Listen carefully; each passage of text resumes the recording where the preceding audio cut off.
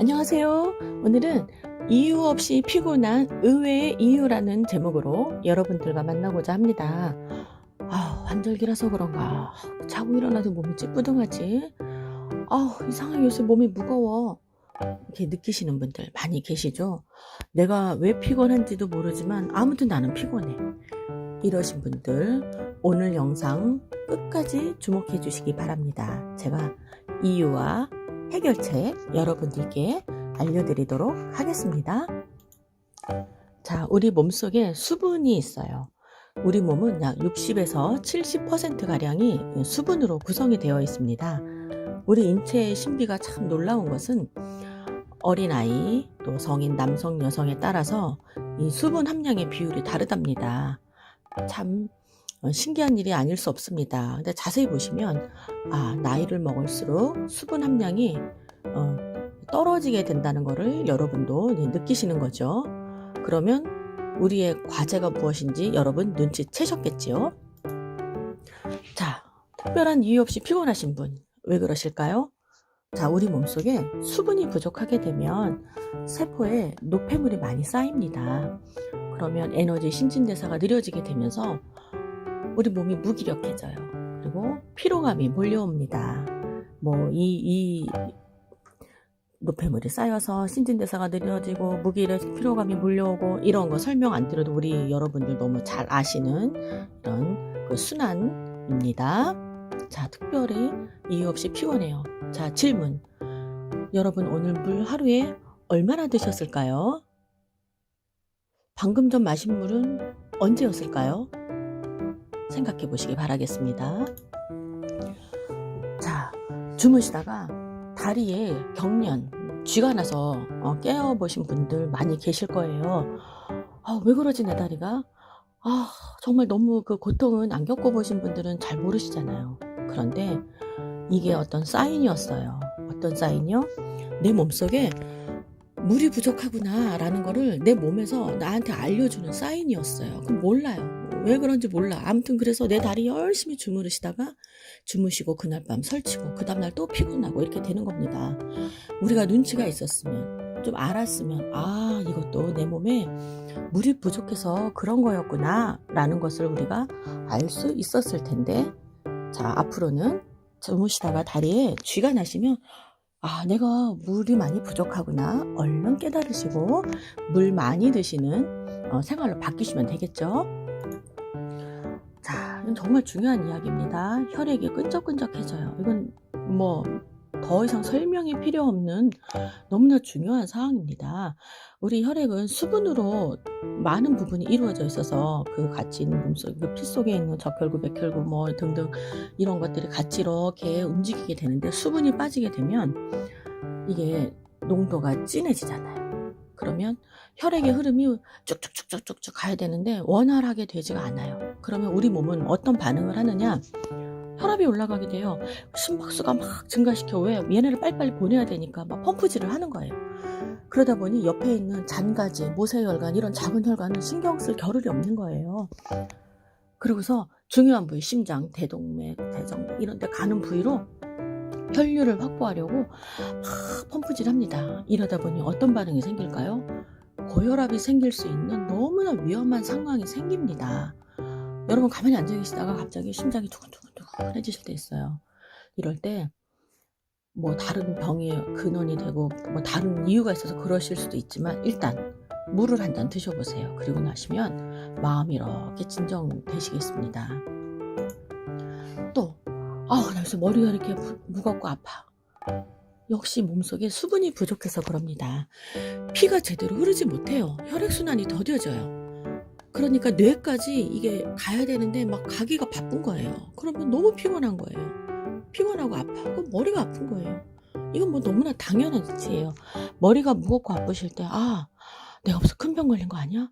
내가 피곤한 거 아니야? 그러시기 전에 얼른 물 한 잔 드시기 바랍니다. 또 숙면을 취하지 못합니다. 우리 몸속에 수분이 부족해서 아까 여러 가지 증상들 중에서 피로감이 계속 나왔잖아요. 근데 이상하게 피곤한다. 잠을 못 자. 그리고 깜빡 잠이 들었어요. 잠이 들었는데 갈증이 나는 거예요. 갈증이 나니까 자꾸 잠에서 깨. 그리고 자는 동안 막 이유 없이 더워. 난 왜 덥지? 갱년기인가? 뭐 물론 그럴 수도 있어요.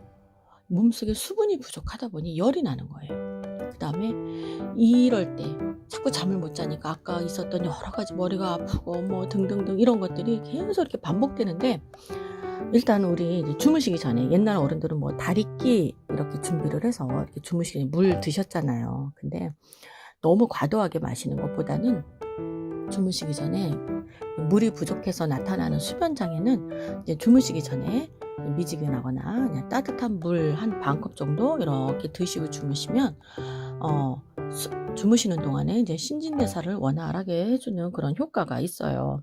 나 어젯밤에 잠 못 잤어. 뭐야? 이유를 몰라. 이러신 분들, 목말라서 특히 깨시는 분들, 주무시다가 갈증 느끼시는 분들은 꼭 명심해 주시면 좋겠습니다. 또 입냄새가 납니다. 나이가 드실수록 연세가 있으신 분들 보면 입냄새가 많이 나요. 그리고 입이 자꾸 마릅니다. 이게 이제 몸속에 수분이 부족하면 당연히 침도 만들어지지 않겠죠.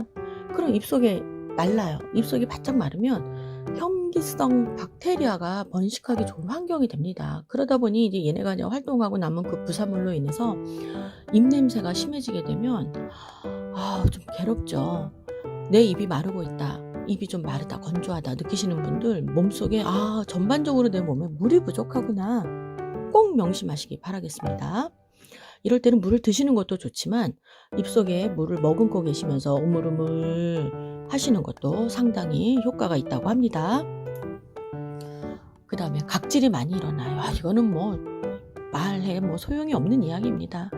몸속에 수분이 부족한데 껍데기까지 이게 촉촉해질 리가 없잖아요. 여러분, 각질 많이 일어나신 분들, 뭐야 이거 때야?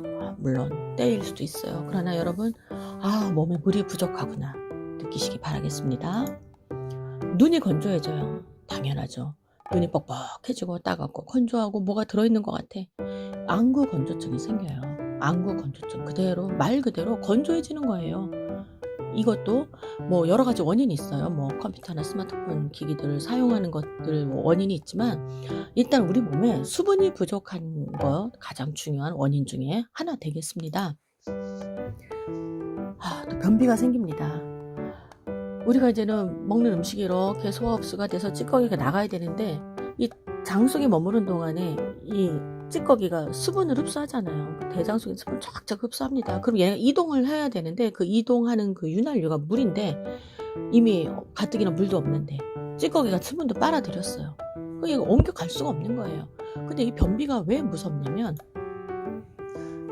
이 대변 속에 여러 가지 그 이산화탄소, 메탄가스가 몸속으로 흡수가 돼요. 그러다 보면 두통, 메스꺼움, 소화불량, 식욕부진들이 이런 것들이 생깁니다.